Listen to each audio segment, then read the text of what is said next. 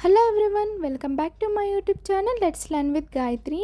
ఈ వీడియోలో degree 5th semester BSc computer science students ఎవరైతే స్టాటిస్టిక్స్ని మైనర్ సబ్జెక్ట్గా సెలెక్ట్ చేసుకున్నారో వాళ్ళ కోసం computational statistics and R programming అనే సబ్జెక్ట్ని మన ఛానల్లో each and every topic unit wise explain చేస్తూ సిరీస్ స్టార్ట్ చేయడం జరిగింది.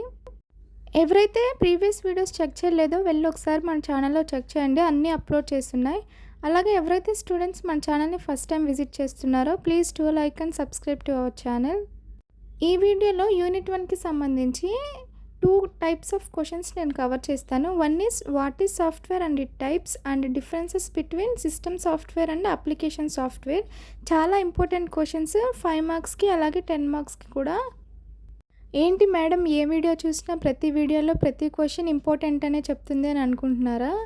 యా, డెఫినెట్లీ చాలా ఇంపార్టెంట్. ఫస్ట్ యూనిట్ నుంచి అన్ని క్వశ్చన్స్, అన్ని టాపిక్స్ మీరు కవర్ చేయాల్సిందే. First question, what is software and it types. So when comes to software, software refers to the set of instructions that tells the hardware how to perform a specific task. For example, మీరు computer system అనేది ఒక hardware component like keyboard, mouse, monitor, ఇవన్నీ ఏంటి, CPU. So ఇవన్నీ hardware components. ఈ hardware components work అవ్వాలి అంటే మీకు ఏముండాలి, బిహైండ్లో ఒక సాఫ్ట్వేర్ అనేది ఉండాలి. ఆ సాఫ్ట్వేర్ బ్యాక్గ్రౌండ్లో మీకు సమ్ ఇన్స్ట్రక్షన్స్ అనేవి ఉండాలి. ఇవన్నీ కలిపి మీకు ఆ హార్డ్వేర్ కాంపోనెంట్స్ని వర్క్ అయ్యేలా చేస్తూ ఉండాలి. ఆపరేటింగ్ సిస్టమ్ అనేది ఒకటి ఉంటుంది మనకి సిపియూలో. ఈ ఆపరేటింగ్ సిస్టమ్ వెనకాల బ్యాక్గ్రౌండ్లో సెట్ ఆఫ్ ఇన్స్ట్రక్షన్స్, ఓఎస్ అనేది ఒక సాఫ్ట్వేర్ అనమాట. సో ఆ సాఫ్ట్వేర్ ఏంటి, దాంట్లో బ్యాక్గ్రౌండ్లో set of instructions, coding, nothing but coding చేసి ఉంటుంది. సో ఆ ఇన్స్ట్రక్షన్స్ వర్క్ అవ్వడం వల్ల మనకి ఏవైతే ఈ హార్డ్వేర్ కాంపోనెంట్స్ అన్నీ ఉంటాయో అవన్నీ వర్క్ చేస్తూ ఉంటాయన్నమాట. Here, a program is a set of instructions written in a language understood by the computer to perform a specific task. మీ అందరికీ తెలుసు, మనం పైథాన్, జావా, ఇలా C language, different programming languages use చేసి కోడింగ్ చేస్తూ ఉంటాము. So కంప్యూటర్కి understandable అయ్యే లాంగ్వేజ్లో coding చేస్తూ ఉంటాం కదా, మెషిన్ లాంగ్వేజ్లో కన్వర్ట్ చేస్తూ ఉంటాం. So to perform a specific task, ఒక స్పెసిఫిక్ టాస్క్ని కంప్లీట్ చేయడానికి, పర్ఫామ్ చేయడానికి మనకి కోడింగ్ అనేది యూజ్ అవుతూ ఉంటుంది. A set of programs and instructions are collectively called a software. So ఏవైతే ఇన్స్ట్రక్షన్స్ ఉంటాయో, set of instructions, set of programs కలిపి మనం ఒక సాఫ్ట్వేర్ అని పిలుస్తూ ఉంటాం అనమాట. సో ఈ సాఫ్ట్వేర్ మెయిన్లీ 2 టైప్స్ ఉంటుంది అనమాట. One is system software and another is application software. మీకు కంప్లీట్ నోట్స్ అనేది ఇస్తున్నాను నేను. స్క్రీన్ మీద డయాగ్రామ్ చూస్తున్నారు కదా, మీరు ఎగ్జామ్లో కూడా కంపల్సరీ డయాగ్రామ్ అనేది ఎగ్జామ్లో రిప్రజెంట్ చేయాల్సి ఉంటుంది. సో ఈ విధంగా డయాగ్రామ్స్ ఎగ్జామ్లో వేస్తేనే మీకు ఎక్కువ మార్క్స్ అనేది గెయిన్ చేసుకోవడానికి ఛాన్స్ ఉంటుంది. When comes to system software is a software that directly operates the computer hardware and provides the basic functionality to the users. So ఈ సిస్టమ్ సాఫ్ట్వేర్ అనేది ఇన్బిల్ట్ సాఫ్ట్వేర్ అనమాట. మనకి సిస్టమ్స్తో బ్యాక్గ్రౌండ్లో ప్రొవైడ్ చేసే software. So ఇదేం చేస్తుందంటే మనకి కంప్యూటర్ హార్డ్వేర్తో డైరెక్ట్గా కనెక్ట్ అవుతూ సో హార్డ్వేర్ని హ్యాండిల్ చేస్తూ ఉంటుంది. అండ్ యూజర్కి కావాల్సిన డిఫరెంట్ ఫంక్షనాలిటీస్ ఏవైతే ఉంటాయో, టాస్క్స్, అవి కంప్లీట్ చేస్తూ ఉంటుంది. సిస్టంలో ఉండే ఏవైతే కంప్యూటర్ హార్డ్వేర్ ఉంటుందో like monitors, printers and storage devices, వీటన్నిటినీ కూడా ఏ సాఫ్ట్వేర్ కంట్రోల్ చేస్తుంది అంటే సిస్టమ్ సాఫ్ట్వేర్ కంట్రోల్ చేస్తూ ఉంటుంది.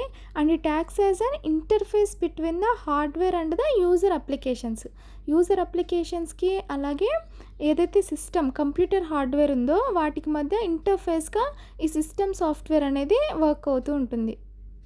ఈ సిస్టమ్ సాఫ్ట్వేర్లో కూడా మనకి కొన్ని టైప్స్ అనేవి ఉంటాయి. మీరు ఇందాక డయాగ్రామ్లో చూసుంటే system software is divided into 3 టైప్స్గా. దాంట్లో టైప్స్ ఏంటి అంటే మీకు ఆపరేటింగ్ సిస్టము, లాంగ్వేజ్ ట్రాన్స్లేటర్స్, అలాగే డివైస్ డ్రైవర్స్ అని ఉంటాయన్నమాట. So these 3 are the types of system software. So when comes to operating system, so shortly called OS అని అంటాం. An OS is a software that manages computer hardware and software resources, providing a platform for running applications and services. ఈ OS అనేది computer యొక్క hardware resources అలాగే software resources రెండు both రిసోర్సెస్ని కూడా handle చేస్తూ ఉంటుంది. అండ్ అప్లికేషన్స్ రన్ అవ్వడానికి మనకి సర్వీసెస్ అనేవి ప్రొవైడ్ చేయడానికి ఈ ఓఎస్ అనేది చాలా important. And it acts as an interface between the computer hardware and user level applications. So ఏవైతే computer hardware and user level applications ఉంటాయో వీటి మధ్య ఇంటర్ఫేస్గా వర్క్ అవుతుందన్నమాట. మీ అందరికీ తెలుసు ఆపరేటింగ్ సిస్టమ్స్లో టైప్స్ ఉంటాయి. Like different companies like Windows, Linux, Unix, Microsoft, Android, iOS, అలాగే మ్యాక్ ఓఎస్. సో ఇవన్నీ examples for the operating system. Next language translators. So మీ అందరికీ తెలుసు లాంగ్వేజ్ ట్రాన్స్లేటర్స్ ఎందుకు యూస్ చేస్తామనేది. First, system computer understandable language is binary language which is also called as machine language. So ఆ language అనేది zeros and వన్స్లో ఉంటుంది. So zeros and వన్స్లో బైనరీ లాంగ్వేజ్లో మనం కోడింగ్ రాయాలంటే అది పాసిబుల్ అవ్వదు. కాబట్టి మనకి assembly languages, low level languages and high level languages అని ఇంట్రడ్యూస్ చేయడం జరిగింది.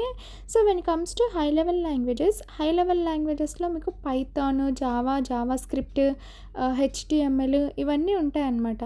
బట్ ఈ పైథాన్ అనే ఈ ప్రోగ్రామింగ్ లాంగ్వేజ్, ఈ హై లెవెల్ లాంగ్వేజెస్ అనేవి కంప్యూటర్కి డైరెక్ట్గా అర్థమవుతాయా అంటే అర్థం అవ్వవు కదా.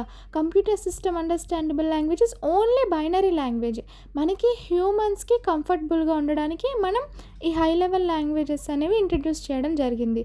బట్ మరి సిస్టమ్కి అర్థం కావాలి, మనం ఇచ్చే కోడింగ్ అనేది మనకు కావాల్సిన టాస్క్ అనేది సిస్టమ్ పర్ఫామ్ చేసి మనకు అవుట్పుట్ ఇవ్వాలి అంటే మధ్యలో మనకి మీడియేటర్స్ ఉండాలి కదా. ఫర్ ఎగ్జాంపుల్, సో మనకి మన బేసిక్ లాంగ్వేజ్ వచ్చేసి నేటివ్ లాంగ్వేజ్ తెలుగు అనుకోండి. మీరు ఫారిన్ కంట్రీస్ విజిట్ చేయడానికి వెకేషన్కి వెళ్ళారు. సో అక్కడ యూస్ చేసే language some other language like French language అనుకోండి. మీకు ఆ లాంగ్వేజ్ రాదు. అప్పుడు మీరు ఏం చేస్తారు, మీరు ఒక మీడియేటర్ని అపాయింట్ చేసుకుంటారు కదా. సో మీ లాంగ్వేజ్ వాళ్ళకి ట్రాన్స్ఫర్ అవ్వడానికి, వాళ్ళకి ట్రాన్స్లేట్ చేయడానికి, అలాగే వాళ్ళ లాంగ్వేజ్ మీకు ట్రాన్స్లేట్ చేయడానికి మధ్యలో ఒక మీడియేటర్ని అనేది మీరు యూస్ చేసుకుంటారు. సో అపాయింట్ చేసుకుంటారు. సో ఆ మీడియేటరే మీకు ఇక్కడ లాంగ్వేజ్ ట్రాన్స్లేటర్ అనమాట. సో కంప్యూటర్ సిస్టమ్కి మీకు మధ్య ఉన్న మీడియేటరే లాంగ్వేజ్ ట్రాన్స్లేటర్. ఈ లాంగ్వేజ్ ట్రాన్స్లేటర్స్ ఏం చేస్తాయంటే మనం హై లెవెల్ లాంగ్వేజెస్లో లైక్ పైథాన్, జావా, హెచ్టిఎంఎల్ ఇలాగా హై లెవెల్ లాంగ్వేజెస్లో మనం కోడింగ్ చేసిన కోడ్ని సో అది లాంగ్వేజ్ ట్రాన్స్లేటర్ ఏం చేస్తుంది అంటే బైనరీ లాంగ్వేజ్లో కన్వర్ట్ చేసి కంప్యూటర్కి పంపిస్తుంది. సో సిస్టమ్ అప్పుడు ఆ బైనరీ లాంగ్వేజెస్ని అర్థం చేసుకొని మనకు కావాల్సిన అవుట్పుట్ అనేది ఇస్తుంది. సో ఈ విధంగా ఈ పర్ఫామ్ అనేది జరుగుతూ ఉంటుంది లాంగ్వేజ్ ట్రాన్స్లేటర్స్తో. సో ఫర్ ఎగ్జాంపుల్ లాంగ్వేజ్ ట్రాన్స్లేటర్స్కి ఎగ్జాంపుల్స్ వచ్చేసి కంపైలర్, ఇంటర్ప్రెటర్, అలాగే అసెంబ్లర్ అనమాట. సో ఇవన్నీ లాంగ్వేజ్ ట్రాన్స్లేటర్స్ అని అంటాము. మెయిన్గా ప్రోగ్రామర్స్ ఎక్కువగా యూస్ చేసే లాంగ్వేజ్ ట్రాన్స్లేటర్స్ వచ్చేసి కంపైలర్ అండ్ ఇంటర్ప్రెటర్ అనమాట. సో కంపైలర్ ఎంటైర్ కోడ్ని ఎట్ ఏ టైం ట్రాన్స్లేట్ చేస్తుంది అనమాట. ఎట్ ఏ టైం ట్రాన్స్లేట్ చేసి సిస్టమ్కి పంపిస్తుంది. వెన్ కమ్స్ టు ఇంటర్ప్రెటర్ ఏం చేస్తుందంటే లైన్ బై లైన్ కోడ్ని డీకోడ్ చేసి ట్రాన్స్ఫర్ చేస్తుంది అనమాట. కంపేర్డ్ టు కంపైలర్, ఇంటర్ప్రెటరే మనకి ఎక్కువగా ఎఫిషియెంట్గా వర్క్ చేస్తుంది. So line by line errors check చేసుకోవడానికి కూడా ఈజీగా ఉంటుంది. When comes to device drivers, these are also called as software components and it enables communication between the computer OS and hardware devices. So operating system ఏదైతే ఉంటుందో operating సిస్టమ్కి అలాగే computer hardware components devices ఏవైతే ఉంటాయో వాటి మధ్య communication జరగడానికి ఈ డివైస్ డ్రైవర్స్ అనేవి యూజ్ అవుతూ ఉంటాయన్నమాట. నెక్స్ట్ చూడండి, features of system software. So system సాఫ్ట్వేర్కి ఉన్న ఫీచర్స్, అడ్వాంటేజెస్ ఏంటి అనేది. Closer to computer system. So ఇన్బిల్ట్గా ఉంటుంది కాబట్టి సిస్టమ్ సాఫ్ట్వేర్ అనేది సో కంప్యూటర్ సిస్టమ్కి క్లోజ్గా ఉంటుంది and written in low level లాంగ్వేజ్లో రాస్తారనమాట coding. And difficult to design and understand. So చాలా డిఫికల్ట్గా ఉంటుంది డిజైన్ చేయడానికి, అండర్స్టాండ్ చేసుకోవడానికి. Why? Because it is written in low level language. And fast in speed, చాలా ఇన్బిల్ట్ సాఫ్ట్వేర్ కాబట్టి చాలా ఫాస్ట్గా వర్క్ అవుతూ ఉంటుంది. And less interactive for the users in comparison to application software.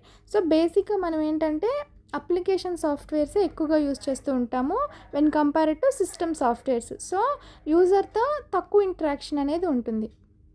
Explain about system software అని మీకు separate question ఇస్తారు 5 మార్క్స్‌కి. సో, 5 మార్క్స్‌కి సెపరేట్ క్వెషన్ ఇచ్చినప్పుడు మీరు సిస్టమ్ సాఫ్ట్‌వేర్ యొక్క డెఫినిషన్, అందులో టైప్స్, అలాగే ఈ ఫీచర్స్ ఎక్స్‌ప్లెయిన్ చేస్తే సరిపోతుంది. Next one is application software. So, application means మనకు తెలుసు షార్ట్‌లీ కాల్డ్ యాప్స్. సో, ఏవైతే మనం డైలీ లైఫ్‌లో యూజ్ చేస్తామో యాప్స్ వాటిని అప్లికేషన్ సాఫ్ట్‌వేర్ అని అంటాం. It is a type of software that is designed to perform a specific task for end users. It is developed to fulfil particular user needs and objectives. So, ఏవైతే మనం జనరల్‌గా daily లైఫ్‌లో use చేస్తామో like Facebook, WhatsApp, Insta. So, యూజర్‌కి కావాల్సిన particular టాస్క్‌ని perform చేయడానికి use అయ్యే యాప్స్ అన్నీ కూడా మనకి అప్లికేషన్ సాఫ్ట్‌వేర్ కిందకొస్తాయి. మీకు ఇచ్చాను చూడండి అక్కడ examples MS Word, MS Excel, PowerPoint. So, ఈ ఎంఎస్ ఆఫీస్ అనేదైతే ఉందో సో, ఇది మొత్తం కూడా మనకి అప్లికేషన్ సాఫ్ట్‌వేర్ కిందకొస్తుంది. When comes to types of application software.